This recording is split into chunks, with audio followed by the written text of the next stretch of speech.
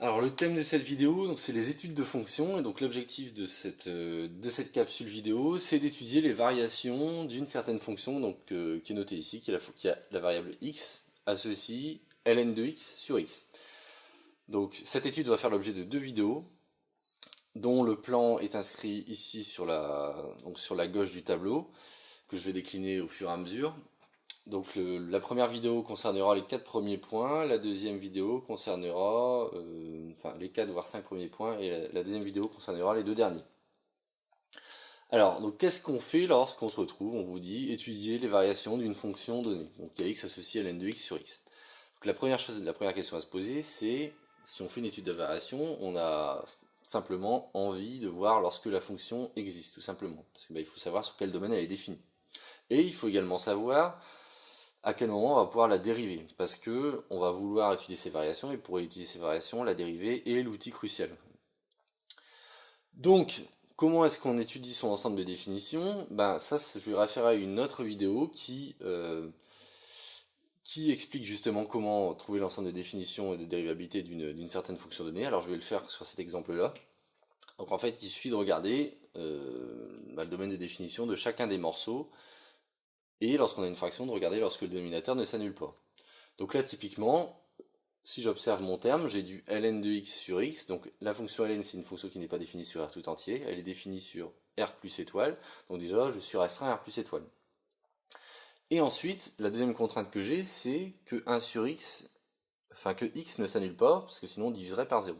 Et donc x doit être différent de 0, mais c'était déjà inclus finalement dans le domaine de ln qui est R plus étoile. Pour la dérivabilité, c'est pareil. En fait, on regarde le domaine de dérivabilité de fonctions usuelles qu'on connaît bien. Donc ln, on sait qu'elle est dérivable sur R plus étoile. Et on sait que 1 sur x l'est aussi sur R plus étoile. Donc, en fait, elle l'est sur R étoile même. Mais donc là, ici, je suis limité à R plus étoile dans les deux cas. Si bien que je me retrouve avec un domaine de définition df qui est égal à R plus étoile.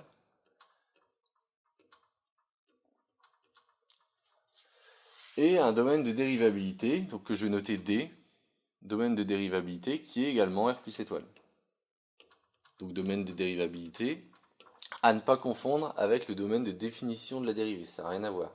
Le domaine de dérivabilité, c'est le domaine dans lequel le taux d'accroissement a une limite. Fini. Donc ça, c'est la première étape, pour poser le décor, savoir lorsque la fonction est définie. Deuxièmement, en général, ce qu'on commence à regarder, c'est les notions de parité et de périodicité. Pourquoi? Parce que ça nous permet, donc si une fonction est paire, en fait, la symétrie qui va être sous-jacente va faire qu'il nous suffira d'étudier la fonction sur la moitié du domaine. Donc par exemple, si elle est paire ou impaire, on va l'étudier uniquement sur 0 plus l'infini, et on obtiendra la partie moins l'infini 0 par symétrie. Pour la périodicité, c'est le même genre de principe, c'est-à-dire qu'imaginons qu'une fonction soit 2π périodique, bah, ça signifie qu'il suffit de la connaître sur 0 2π, et après il suffira de reproduire le motif de période 2π. Alors ici, notre fonction en présence, ln de x sur x, elle n'est pas paire, parce que ln, premièrement, n'est définie que sur R plus étoile, et elle n'a aucune périodicité particulière. Donc le point 2 ici, en fait, il n'est pas adéquat. Alors, en tout cas, il n'y a rien à dire sur le point 2. La troisième étape consiste à, pour étudier les variations, calculer la dérivée, parce qu'on sait que lorsqu'une dérivée va être positive, la fonction associée va être croissante, lorsque la dérivée va être négative, elle va être décroissante. Donc du coup, il nous faut la dérivée, et il faut pouvoir étudier son signe. Donc d'abord, calculons cette dérivée. Donc il s'agit de la dérivée d'un quotient, je renvoie à la vidéo savoir calculer la dérivée d'un quotient, de type u sur v. Donc la formule de la dérivée dans ces cas-là, pour tous les x qui se baladent dans l'ensemble de dérivabilité, qui est R plus étoile, la dérivée va être donnée par donc u', u'v, donc c'est-à-dire u' c'est la dérivée de ln de x, c'est-à-dire 1 sur x, fois v, c'est-à-dire x, moins u, c'est-à-dire ln de x, fois v', c'est-à-dire la dérivée de x, c'est-à-dire 1. Le tout divisé par v carré. Donc ça, si c'est pas clair, il faut aller voir la vidéo, dériver les fonctions de type quotient. Et donc bah, ça, on peut le simplifier. X sur x, ça fait 1, et on se retrouve avec 1 moins ln de x sur x2. Bon, la troisième étape est réalisée. Maintenant, ce qu'on veut, c'est être capable de trouver le signe de la dérivée. Donc pour trouver le signe de la dérivée, il y a une première information qui est importante, c'est savoir quand est-ce que la dérivée va changer de signe. Et elle change de signe lorsque elle s'annule. Alors on va regarder lorsque f' de x va s'annuler, parce que ça va nous permettre après de savoir, lorsque la dérivée va changer de signe. Alors f' de x est égal à 0, correspond en fait à déterminer les x tels que sur lesquels la dérivée s'annule. Donc f' de x est égal à 0, ça revient à demander que 1 moins ln de x sur x2 est égal à 0. Un quotient est égal à 0 lorsque son numérateur est égal à 0. Donc ça revient à demander que 1 moins ln de x soit égal à 0. Et 1 moins ln de x égale à 0, c'est la même chose que de demander que ln de x, en passant donc le ln de x, en sommant par ln de x à gauche et à droite, c'est la même chose que de demander que ln de x soit égal à 1. Et ceci est équivalent à, lorsqu'on compose, donc on va composer par l'exponentielle, on compose par l'exponentielle à gauche, ça donne exponentielle de ln de x, c'est-à-dire x, et on compose par l'exponentielle à droite, ça va me donner exponentielle de 1, c'est-à-dire exponentielle. Au passage, j'ai noté une équivalence entre ces deux propositions, parce qu'on peut également passer dans l'autre sens, en prenant le ln de cette égalité. C'est-à-dire que ln de x sera égal à ln de e, et ln de e c'est égal à 1. Donc on peut aller dans les deux sens, quoi. Parce que ln est la bijection réciproque de l'exponentielle. Donc déjà on a un point d'annulation qu'on peut compléter sur notre tableau de variation, qui est le suivant, qui est e.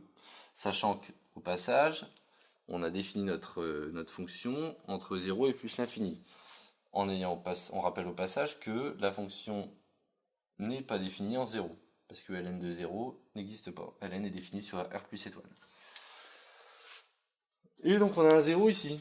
Bon la question c'est quel est le signe de part et d'autre de ce 0. C'est le seul 0 de la fonction. Alors pour trouver le signe, en fait on peut faire exactement le même genre de choses, c'est-à-dire se demander lorsque f' de x est supérieur ou égal à 0. Et en fait on copie-colle ce qu'il y a au-dessus en faisant cette fois-ci des opérations sur les inégalités. C'est-à-dire que f' de x va être positif, sachant que x carré est positif. Si on avait un nombre négatif, ce serait pas pareil. Mais là, x carré est toujours du même signe positif, donc du coup, la dérivée est positive uniquement si le numérateur est positif. Donc ça va demander exactement la même chose, c'est-à-dire que 1 moins ln de x positif. Et le fait que 1 moins ln de x positif, en ajoutant ln de x des deux côtés, ça ne change pas le signe de l'inégalité, ça vous donne ln de x inférieur ou égal à 1. Et alors là, quel argument nous permet de passer à x? Là, cette fois-ci, on va composer par l'exponentielle, mais il y a une propriété de l'exponentielle qui fait que on ne change pas le sens de l'inégalité.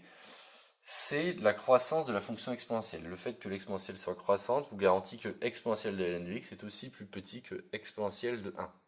Et exponentielle de ln de x, c'est x. Exponentielle de 1, c'est e. Au passage, c'est à nouveau une équivalence, c'est-à-dire qu'on peut passer de là à là en composant par le ln, qui est également une fonction strictement croissante sur R plus étoile. Donc, ln de x est plus petit que ln de e.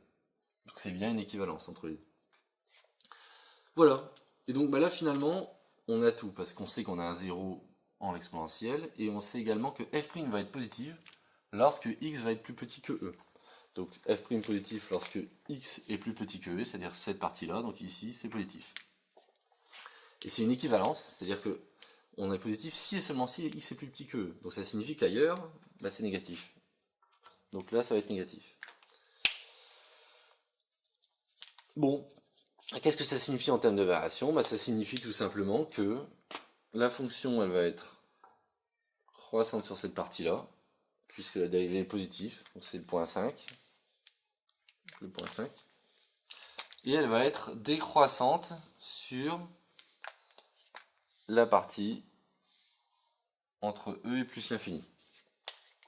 Voilà, donc ça termine la première partie la première vidéo sur ce thème-là. Dans la prochaine vidéo, ce qu'on va regarder, c'est on peut pas laisser notre tableau de variation comme ça, il faut mettre des valeurs, il faut mettre des limites au bord, donc c'est la première chose qu'on va essayer de faire.